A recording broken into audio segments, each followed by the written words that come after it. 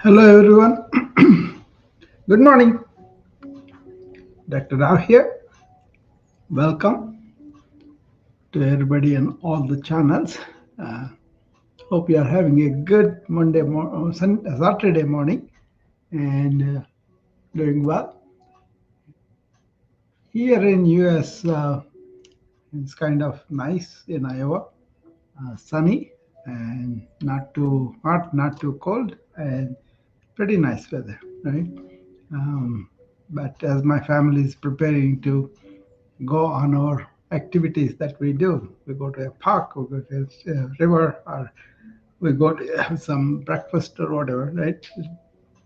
So, time to spend with the family in the afternoon. But meanwhile, I have some time. I'm waiting here, so I thought I will come and chat with my friends here, and tell them what's going on with my life and what I'm planning and what's coming up your way.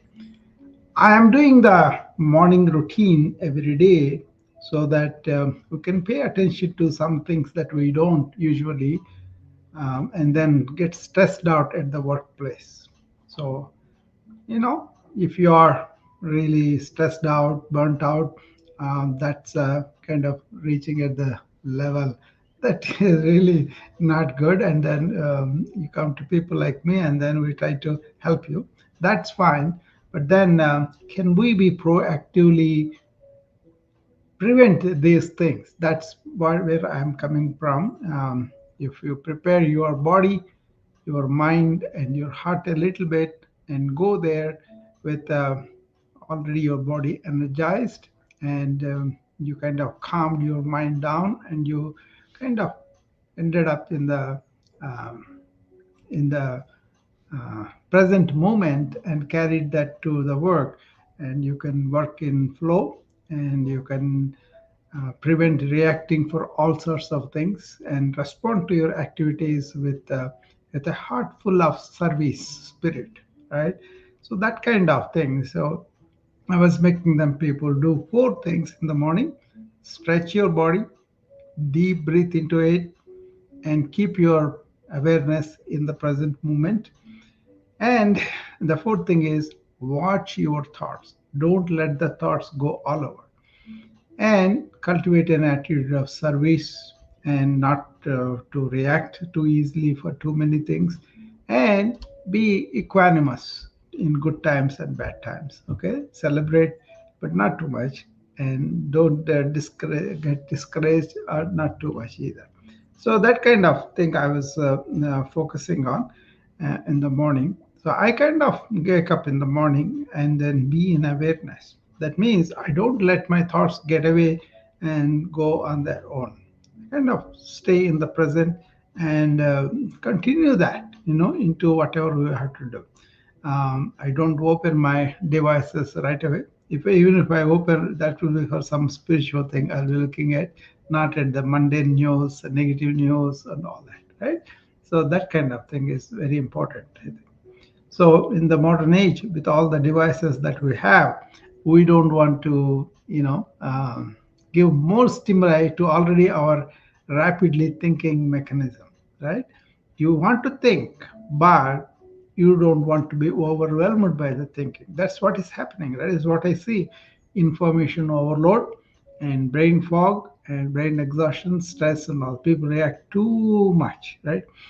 So if you go to work with a body that is energized, that is ready to go, and with a mind that you can focus on whatever you do and enjoy it, and also provide like a service so that it has some meaning and a purpose for you, right? So pay attention to that morning routine concepts I'm discussing and adopt your own if you can, but basically get up in the morning, keep the devices away for a while, be in the present moment, and do something for the body and something for the mind, something for the heart, and prepare it for the day ahead, whatever the day may be. You could be playing, or you could be just being at home and doing entrepreneurship on the computer.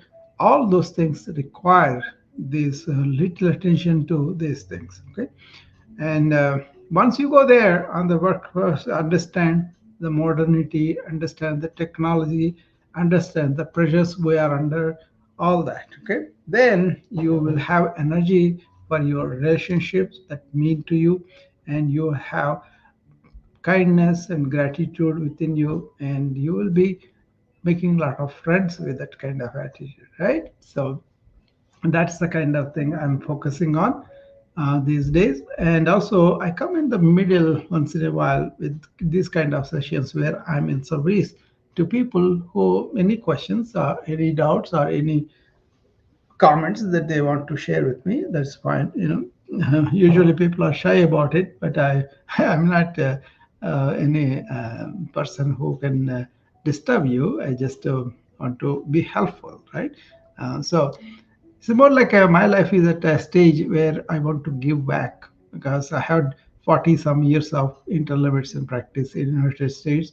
And I did a master's in biomedical informatics, and I work as an informatician. And now, by the way, I did that master's at the age of 60, so I'm very proud of that particular effort in a nice way. And then I am into pretty deeply into ancient wisdom, yoga, Ayurveda, Vedanta, Advaita Vedanta, Tantra, all these things. They fascinate me because some of the principles they're talking about is about personality, is about mind management, is about really excellence in anything. And also, they talk about what is the real purpose of human life, what is the turning inward and realizing ourselves, self realization. They fascinate me very much. So, people who are interested in that, they can always come to me, my rooms, or come to my wellness club, or come to my uh, uh, uh, conquer burnout Facebook group. Any number of avenues you can meet me. You can meet me on the LinkedIn too, or you can call me and book a calendar appointment to talk to me about your personal problems or personal attitude or personal philosophy, whatever you want to talk to me about, I will be a game. I established a company called Be a Pal. Pal means friend. So that's the idea of it. Be a friend to people and uh, be helpful, useful. That's all I'm doing. Okay. Not that you don't know things, it's just that you can share them with me. So, but we can talk about it, thereby we are richer both ways, right? I get to repeat these things and they become crystallized. And then if you take my entire day, I wake up in awareness and try to be there and use thought only when I need it, intentionally, right? And then I end the thought. That means be in awareness and use your faculty of thought consciously. Okay, that comes after you understand what is real deep meditation, why yoga is really about the mind. Ashtanga Yoga, that Patanjali's yoga, is about mind. First five things are Bahya Prakriyas, and then Antakriyas are three, right? Antarprakarnas, right? But five are first be ethical, be moral, number one and two. Number three is make your body fit by doing asanas. That is where the Hatha Yoga comes. And then manage your energy by understanding what is pranayama, how to do that. I'm very happy about that because ever since I took on pranayama in a deep way, my energies have shot to the roof. Okay, so that's the important thing. That's why breathe deep. That's it, as simple as that. And after that, what are you doing with the senses? Are you allowing them to go wherever they want to go, or you kind of withdrawing them? So that is the pratyahara. After yama, niyama, moral and ethical practices, asana, body postures, and pranayama, breathing exercises, and pratyahara, withdrawing the senses, not allowing the senses to go and do enjoyment all the time. You can enjoy, but don't get addicted or indulge and waste all your energy in that. Okay. Once you do these five, these are all to prepare the mind that I'm going to work on you. Then you say dharana, which is concentrating all the thoughts into one and staying on that one and really going where the thought is the next one, dhyana. And then absorbing completely in that silence after you gone beyond that one thought, thoughtless state of silence. That is samadhi. Dharana, dhyana, samadhi. These three are antakriyas, but then you do the bahya kriyas before you come to these three, so that you are preparing your mind and you are saying, okay, I'm going to think what I want to think, what I need to think, and to focus. We do that, right? But not at the threat, not at the punishment that you're going to focus. But you go to focus because that's a good thing to do. Whatever you are doing, don't waste your time. Just be with it. That's what is attention to every action we do. I'm against multitasking. I tell people, no, don't do that. Do one task at a time, and when you do that one task, focus completely, and then give it all to yours, and that is like a flow state, right? And Patanjali yoga system is one of the best to get the flow status. I It's not exaggeration. I am in flow state when I'm working. Suppose I see a patient, my whole attention will be on that patient, nothing else, right? And then when I go to the next one, I switch to the same thing. All I do is just try to be here and now in the present. What I'm doing, am I paying attention to my patient or not? Am I listening to him? Am I really absorbing what he's telling me? That's all. The moment I am in the moment and attentive to what is happening, I am listening to him, right? Like I'm here with you guys. I am giving to all. I'm inviting you people to come. If you come on the stage, and then when I'm talking to you, I will give you complete attention. I may talk what I think about it. That's fine. But when I listen to you, I have this focus, laser like focus on the listening. You don't have to do much. All you have to do is determine, intent to be here and now. That is what I'm trying to get people to do in the morning routine, right? Whatever you do, complete attention. Three things I tell them to focus on. First thing is be here and now, and deep breathe, and do both sides of the body, whatever exercise I'm showing them, right? So it's as simple as that. So yoga is about the real mind, whereas modern times have given preference to the uh, thinking and intellect only. It's an important aspect. Thinking is very powerful. I'm not saying it is not, but the thing is, getting lost in thinking is like you lost a lot, because once you are beyond the thought, that's where the yoga, ayurveda, all these ancient sciences are. They are beyond thought in awareness systems. That's why psychological problems and a lot of addictions, a lot of uh, food problems, they were not there because they knew what is awareness. They knew what is the limitation of thought, right? You think only what you know, and you think from what other people know. Suddenly somebody comes with a scientific discovery, then we discover, we all go and climb to it. Somebody said earth is flat, but somebody found out, discovered it's not, and then our horizons expanded like that. Okay, so they teach you to calm your mind and discover your real self-luminous self coming up. That is very invigorating. That is the highest in health, where you are self-realized.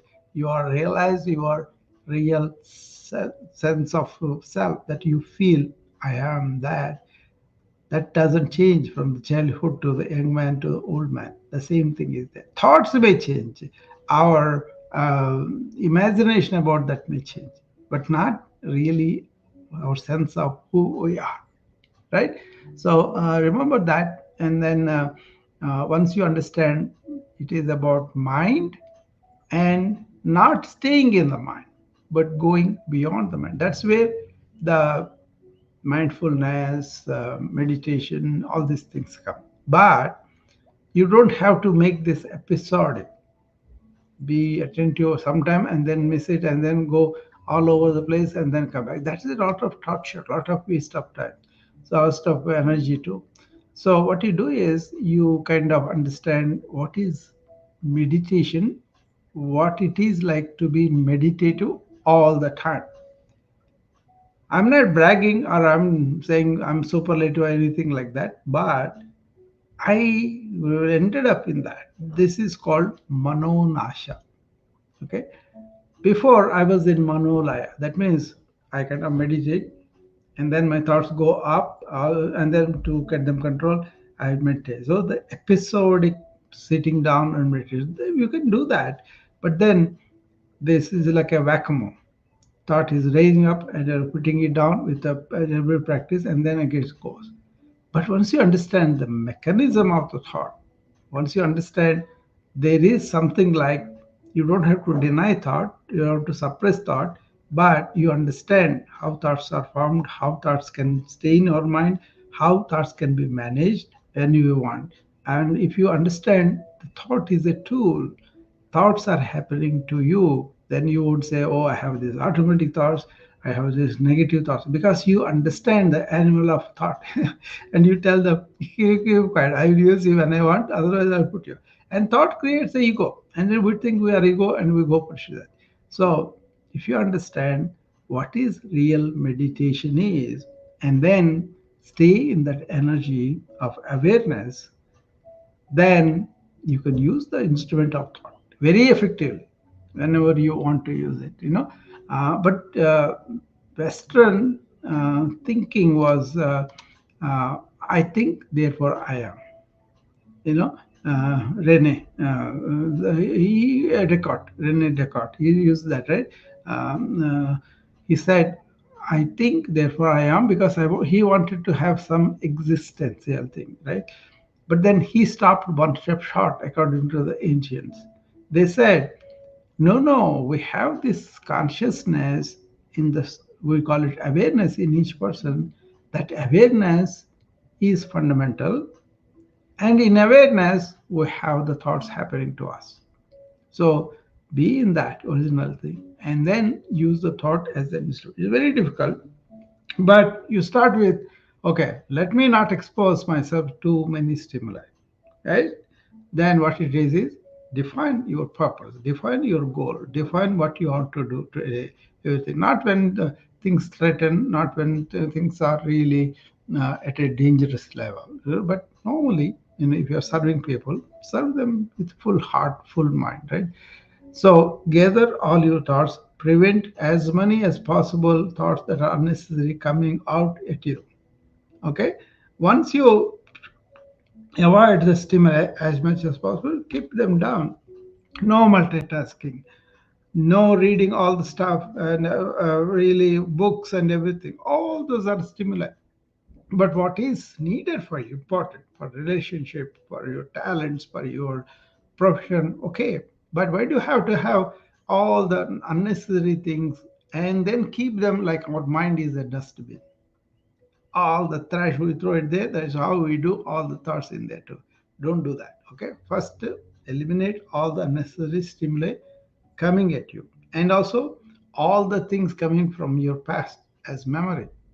That is also a problem, right? So be aware of that, where they are coming from, either from the outside or from the inside. Minimalize them. What's the simple way to do that? Deep breathing.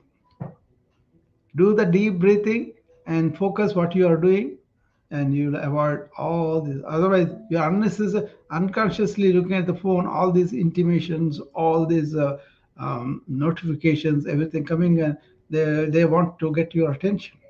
Don't give it to them unless they need. So how I deal with email is, only certain time I will go and deal with the email that I want to see.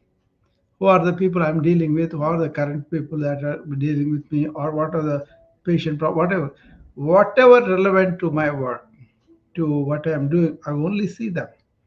No advertisements, no sellings and all this. Ignore completely, or arrange your calendar such a way that you won't even get them, right? And then you can use the phone for communication. You can use it when you want to allow somebody, but otherwise you are in charge. right? This is a I teach in my detox your technology course. You know that's where I teach this simple trick of handling email.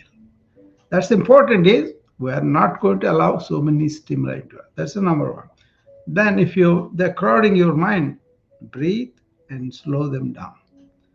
Once you notice they are slowing them down, then go to one thought and staying there.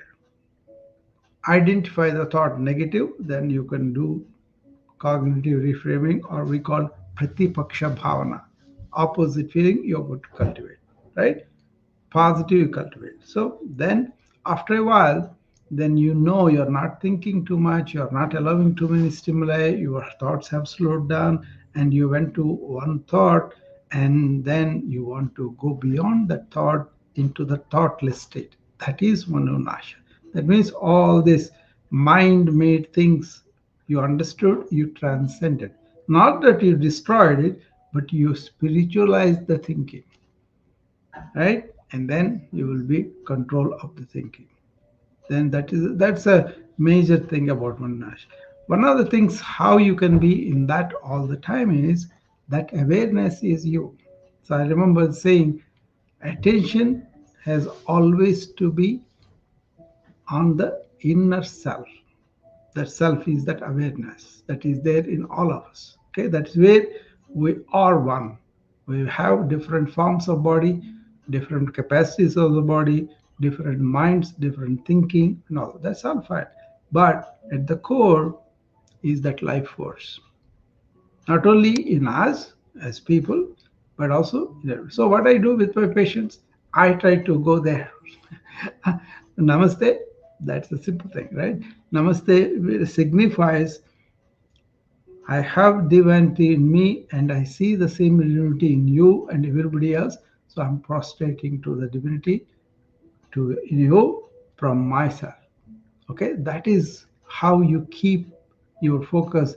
Like a Superman has this crystallized, and then he looks at everybody inside. You look at, you be aware of that, and then you won't have any difference. So I don't have any difference of any patient comes or gender or age or social status or any of that. And also what he said in the past also doesn't matter. Okay. What he is saying now matters. So I look at that way, and that is a blessing, I think, for me, because I connect with the patient at a very core level, and they don't know that I'm doing that. But what I'm trying to do is keep my mind going into all those differences. Otherwise, it will cultivate.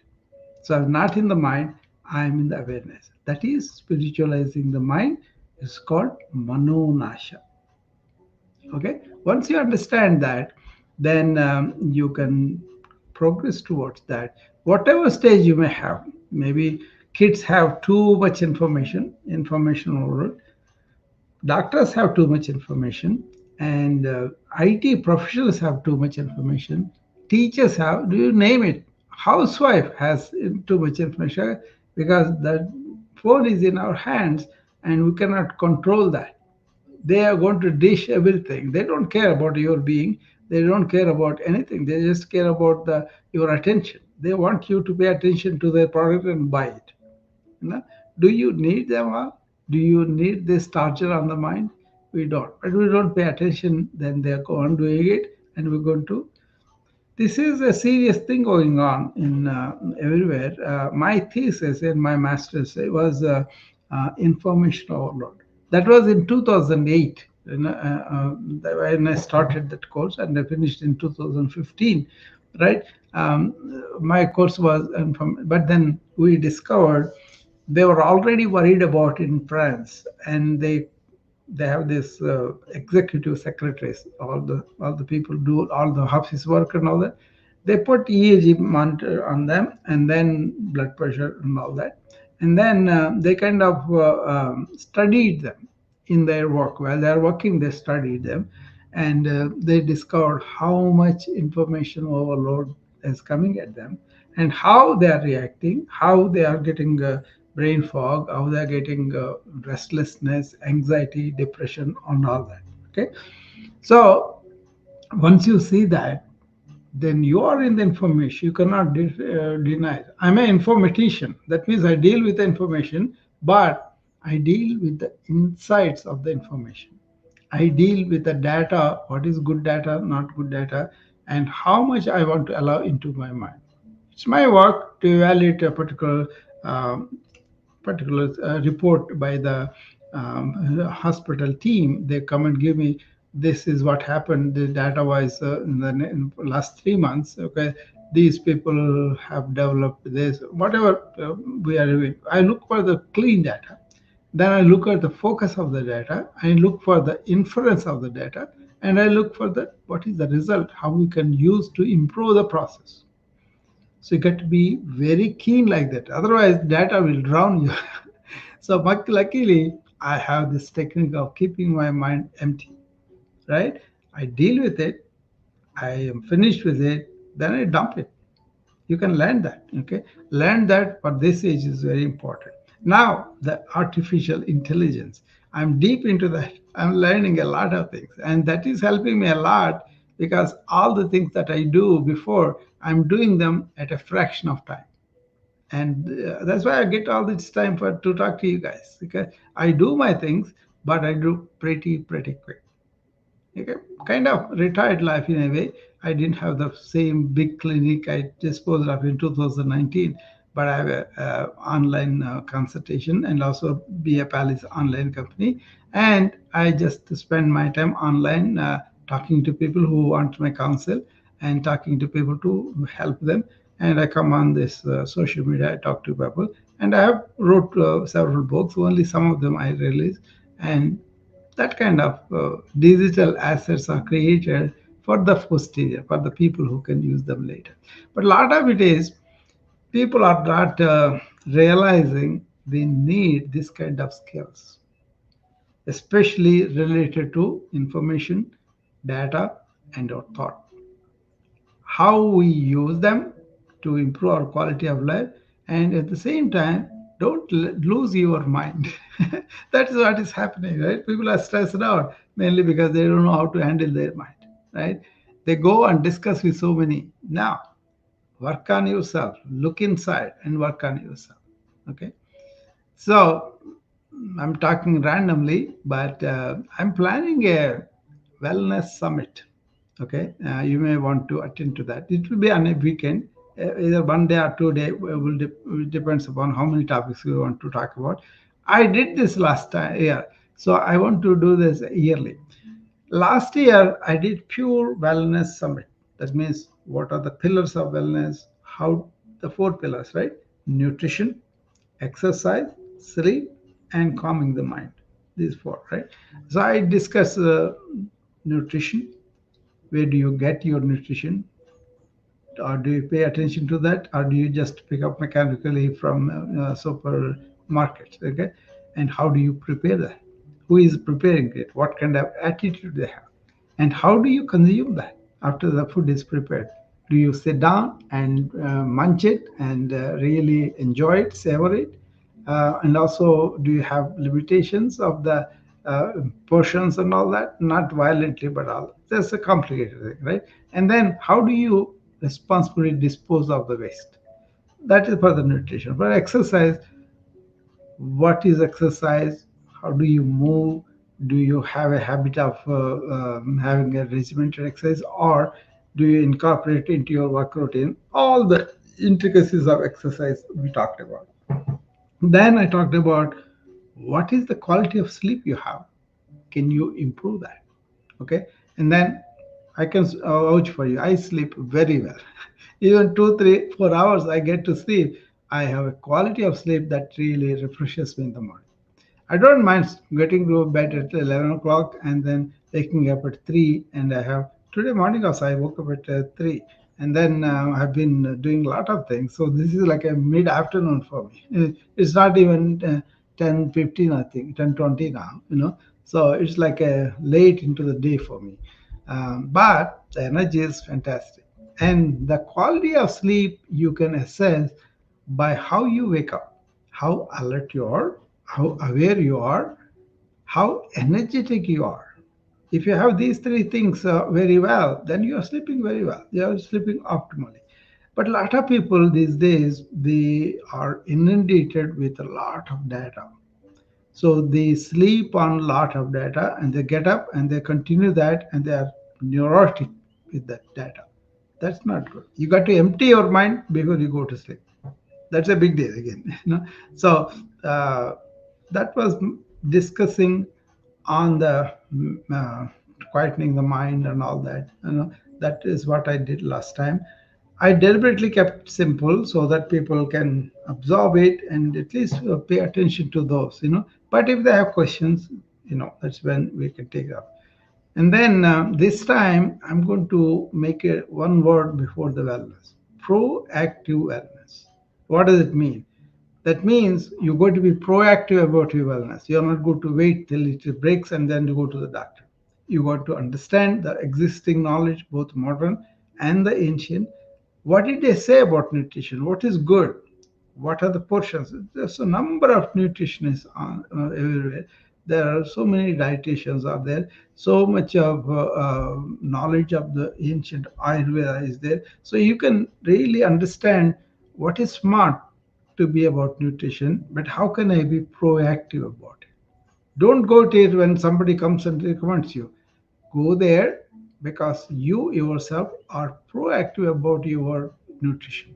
The same with exercise, so the same with sleep and all that. So, this proactive wellness, where I'm going to say, this is the advancement in the modern medicine about nutrition. This is the ancient understanding of the nutrition, and combine them to suit your particular body, your particular age, your particular body type, your particular availability of resources, and be smart about it so that you will not have a lot of problems if you understand your diet and then you, for example, you know what is processed food and you don't want to consume processed food and you are pretty proactive about it. That means you got to watch whatever is served in the hospital cafeteria and you proactively choose what you need to do. And also, I have some principles I follow from yoga is number one is I don't eat unless I'm hungry. So cultivate a very good appetite and then I sit down and eat. I sit down and chew well and eat and enjoy my meal, right? But not addicted to the taste and all that. That comes with the yoga practice. So this is what is going to be Proactive Wellness Summit, where I'm going to tell some of the coaches I know that they also can come and contribute and really provide the service. Like this is all going to be service. This is not for money. This is not for any particular name or fame. It's just service. Okay. So whoever is interested to provide the service, they can all come to me, and I'm developing the schedule. It could be 1 or 2 days, either Saturday, Sunday, maybe like a 9 to 3 o'clock, but in between, like a maybe half an hour lunch break or something like that. And then I want to make these topics maybe last 20 minutes at a piece, and like a medical conference when we go, we do that 20 minutes. And so I'm a speaker at several of them, so I like that format because beyond that, people may not be ready. So you can come to Summit, participate all day long, or you can come to the sections that are going to be relevant to you. Like, for example, you have a need for deep sleep. You can come to the section and listen, and they're all going to be recorded. They're going to be available online, so you can always visit them back. The main thing is it should reach many people. That's all. So I'm going to allow the recording on all formats, and then people can come back and listen to them. Okay. And then if there's a very good expert that want to come and to talk about it, I encourage them and I welcome them if they come. And so that's what my latest project that I'm doing. Okay. But there are so many other things that I'm doing at the same time. Okay, I want to beautify our home, and I want to really, uh, really help my family by supporting them whatever I'm doing, and also protect them from a lot of things. So For example, yesterday we bought this smart bracelet, right? This bracelet can do. I just got four of them together because I didn't want just for me, but my two children and also my wife. We can wear that all day, and then we can have a heart rate, blood pressure, oxygen saturation, and so many other things we can do with it. So it's a device that I promote. Not only this, and I watch also. I have the Apple Watch, which records everything for me. But this is a little bit more into the AI, and then record. So that is going to be. You don't have to buy the same brand. I have nothing commercial interest in them, but the concept is good. As my role is now is how can I educate whatever what I know, I can pass it on. How can you make them aware of the things that they should be doing to keep their wellness and also to realize as a human being who they are? Okay.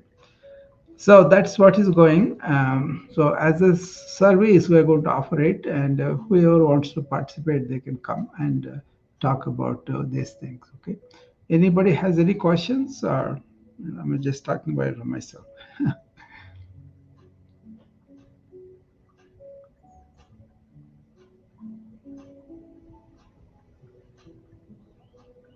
Okay. So if you have any questions, come up. Otherwise, we will close. Hopefully, you got the clarity of what I'm talking about. Wellness, proactive wellness. There's going to be a summit, and participate in the morning routine I do every day, and that will be nice. Okay. Um,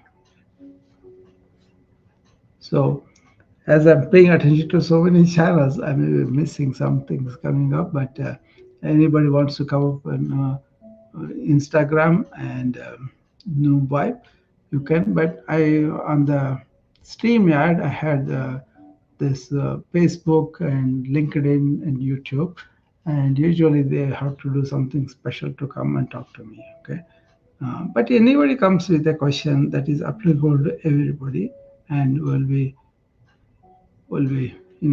presenting that same answer to everybody anyway. So I'm happy I told you what I wanted to tell you. So I'm ready to leave also. But if you have questions, then I will stay back and then talk to you, or you can comment on what you think about all this. What is your experience in these years? I have several courses that I did. One of them is about enhancing the human being at every level, right? And another course is about burnout for the physicians and nurses, and stress reduction for the IT professionals, and corporate wellness. I have course, and so how to develop servant leadership in corporations. That's there too, and I'm just writing a few books on that. One is about cancer support. How I did as a primary care physician discovered this diagnosis during the preventive workup, or just by accident or by some symptoms.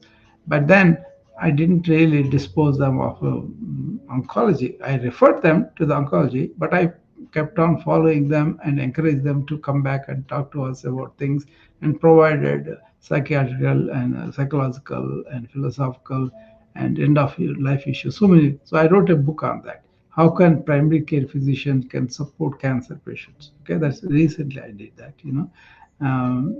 So a number of things. I did a lot for the entrepreneurs, how they can maintain their energy, how they can deal with the modern problems because of the our lifestyles. How can we do that?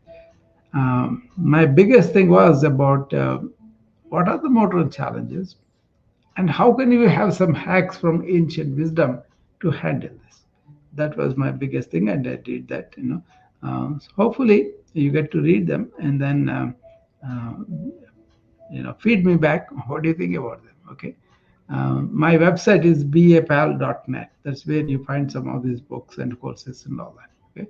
If you want to enroll in a wellness club that happens in the morning and in the evening, I get to do the exercise also. That's a good for me, right? I'm 69 now, but I don't take any medications because of this. Continuously being active, moving the body, and learning something new, but keeping the mind quiet when it is not used. So, two principles: move the body and keep the mind quiet when it is not used.